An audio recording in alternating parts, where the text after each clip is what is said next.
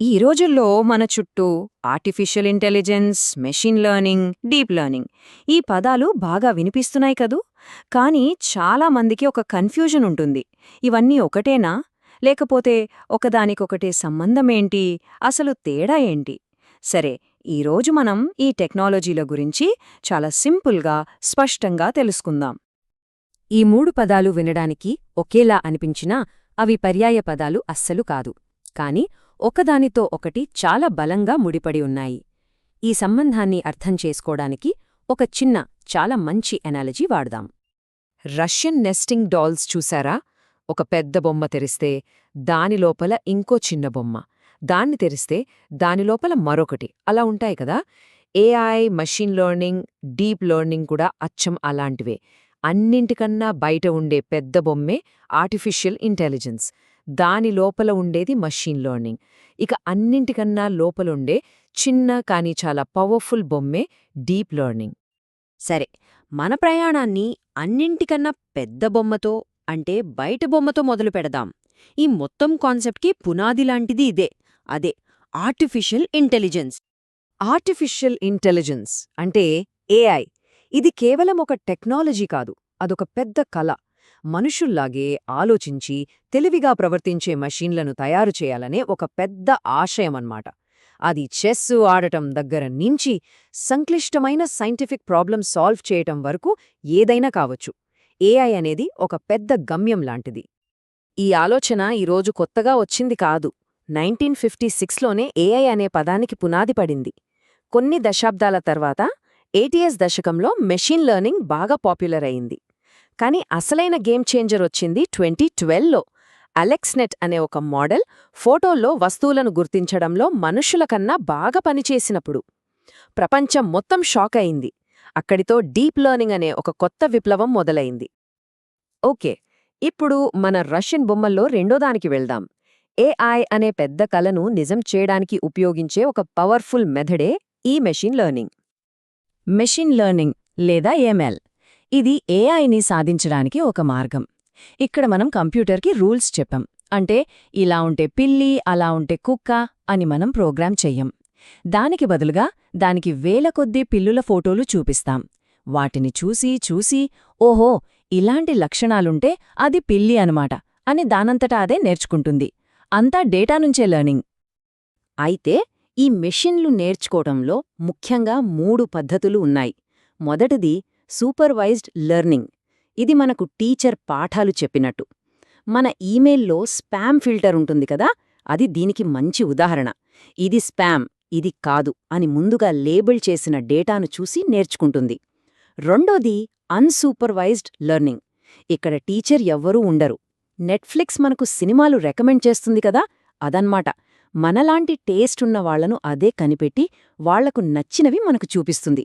ఇక మూడోది reinforcement learning. ఇది ట్రయల్ అండ్ ఎర్రర్ లాంటిది.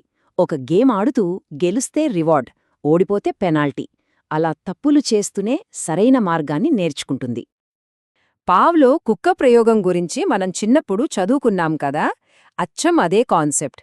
గంట కొట్టగానే ఫుడ్ వస్తుందని కుక్క ఎలా నేర్చుకుంటుందో, అలాగే ఒక సరైన పని చేసినప్పుడు రివార్డ్ ఇస్తే మెషిన్లు కూడా ఆ పనిని మళ్లీ మళ్లీ చేయడానికి ప్రయత్నిస్తాయి. తప్పులు చేసి వాటి నుంచి నేర్చుకుని చివరికి పర్ఫెక్ట్గా పనిచేయడం అలవాటు చేసుకుంటాయి. సరే, ఇప్పుడు మన రష్యన్ బొమ్మల్లో అన్నింటికన్నా లోపల ఉన్న చిన్న బొమ్మను తెరుద్దాం. ఇది మెషీన్ లెర్నింగ్లోనే ఒక స్పెషల్, ఇంకా చెప్పాలంటే చాలా advance technique, deep learning. Deep learning లేదా డిఎల్, ఇది మన మెదడు పనిచేసే తీరు నుంచి ఇన్స్పిరేషన్ తీసుకుంది. మన బ్రెయిన్లో న్యూరాన్స్ అనేవి ఒకదానికొకటి కనెక్ట్ అయి ఎలా పనిచేస్తాయో, ఇక్కడ కూడా ఆర్టిఫిషియల్ న్యూరల్ నెట్వర్క్స్ అనేవి పొరలు పొరలుగా, అంటే లేయర్స్ లాగా పనిచేస్తాయి. అందుకే దీనికి డీప్ అనే పేరొచ్చింది. అయితే డీప్ అంటే లోతైన అని కదా అర్థం. ఇక్కడ దేని గురించి మాట్లాడుతున్నాం? న్యూరల్ నెట్వర్క్లో ఉండే లేయర్స్ గురించే. ఎన్ని ఎక్కువ లేయర్స్ ఉంటే సిస్టమ్ సమాచారాన్ని అంత లోతుగా, అంత వివరంగా అర్థం చేసుకోగలదన్నమాట. ఒక ఫేస్ను ఎలా గుర్తిస్తుందో చూస్తే ఇది మనకు బాగా అర్థమవుతుంది. మొదటి లేయర్ ఒక ఫోటోని కేవలం పిక్సెల్స్గా, అంటే రంగుల చుక్కలుగా మాత్రమే చూస్తుంది. తర్వాత లేయర్ ఆ చుక్కలను కలిపి గీతలు, వంపులు లాంటివి గుర్తిస్తుంది. దాని తర్వాత లేయర్ ఆ గీతలను కలిపి కళ్ళు, ముక్కు లాంటి ఆకారాలుగా గుర్తిస్తుంది. ఇక చివరి లేయర్ వీటన్నింటినీ కలిపి చూసి ఆహా ఇదొక మనిషి ముఖం అని ఫైనల్గా నిర్ధారిస్తుంది. చూసారా ఎలా step by step, layer by layer అర్థం చేసుకుంటుందో? సరే, మరి మెషీన్ లెర్నింగ్కి, డీప్ లెర్నింగ్కి మధ్య ఉన్న అసలైన తేడాలేంటి? డీప్ లెర్నింగ్కి చాలా ఎక్కువ డేటా కావాలి. దాన్ని ప్రాసెస్ చేయడానికి చాలా పవర్ఫుల్ కంప్యూటర్లు అంటే జీపీయూస్ కావాలి. కానీ దాని అసలైన మ్యాజిక్ ఏంటంటే దానికి మనం ఫీచర్స్ చెప్పక్కర్లేదు. మామూలు ఎంఎల్లో పిల్లిని గుర్తించాలంటే దానికి 2 చెవులు, మీసాలుంటాయని మనం చెప్పాలి. కానీ డిఎల్ లక్షల ఫోటోలు చూసి పిల్లి లక్షణాలేంటో దానంతటా అదే నేర్చుకుంటుంది. అందుకే ట్రైనింగ్కి టైం ఎక్కువ పట్టినా రిజల్ట్స్ చాలా ఖచ్చితంగా ఉంటాయి. సరే, ఇదంతా థియరీ బాగానే ఉంది. కానీ మన డైలీ లైఫ్లో ఇవన్నీ ఎక్కడున్నాయి?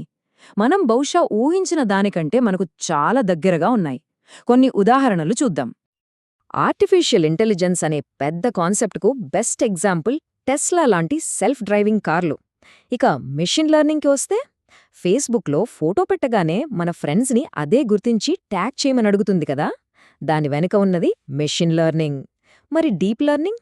మనం హే సిరి లేదా అలెక్సా అని పిలవగానే మన వాయిస్ని అంత పర్ఫెక్ట్గా అర్థం చేసుకుని సమాధానమిస్తున్నాయంటే దాని వెనుక ఉన్నది ఈ పవర్ఫుల్ డీప్ లెర్నింగే. మనం ఈ రంగంలో చాలా దూరం వచ్చాం. కానీ ఈ ప్రయాణంలో ఇంకా చాలా సవాళ్లు, ఇంకా సమాధానం దొరకని ప్రశ్నలు ఎన్నో ఉన్నాయి. వాటిలో ఒకటి చాలా ముఖ్యమైనది. దాని గురించే ఇప్పుడు మనం మాట్లాడుకుందాం. డీప్ లెర్నింగ్ చాలా పవర్ఫుల్, కానీ అదే సమయంలో అది చాలా మిస్టీరియస్ కూడా. అంటే ఒక మోడల్ ఒక నిర్ణయం తీసుకున్నప్పుడు అది ఆ నిర్ణయానికి ఖచ్చితంగా ఎందుకు, ఎలా వచ్చిందో చెప్పడం చాలా కష్టం. దీనినే బ్లాక్ బాక్స్ ప్రాబ్లం అంటారు. అంటే మనం దానికొక ఇన్పుట్ ఇస్తాం, అది మనకు కరెక్ట్ అవుట్పుట్ ఇస్తుంది. కానీ మధ్యలో ఏం జరిగిందో దానికి తప్ప మనకు తెలియదు. అదొక మ్యాజిక్ బాక్స్ లాంటిది. లోపలేం జరుగుతుందో మనకు చూపించదు, కానీ ఫలితాన్ని మాత్రం ఇస్తుంది. ఇప్పుడు అసలైన ప్రశ్న వస్తోంది. మనం మెషీన్లకు అద్భుతమైన తెలివితేటలిస్తున్నాం, కానీ అవి తీసుకునే నిర్ణయాలు మనకర్థం కాకుండా పోతే ఎలా? రేపు హాస్పిటల్స్లో, కోర్టులలో ఇలాంటి ముఖ్యమైన ప్రదేశాల్లో ఏఐ నిర్ణయాలు తీసుకునే రోజు వచ్చినప్పుడు ఆ నిర్ణయం వెనక ఉన్న కారణం మనకు తెలియకపోతే దాన్ని ఎలా నమ్మాలి? ఇది కేవలం ఒక టెక్నికల్ ఛాలెంజ్ మాత్రమే కాదు, మన భవిష్యత్తుకు సంబంధించిన ఒక పెద్ద నైతిక ప్రశ్న. దీని గురించి మనం ఆలోచించాల్సిన అవసరం చాలా ఉంది.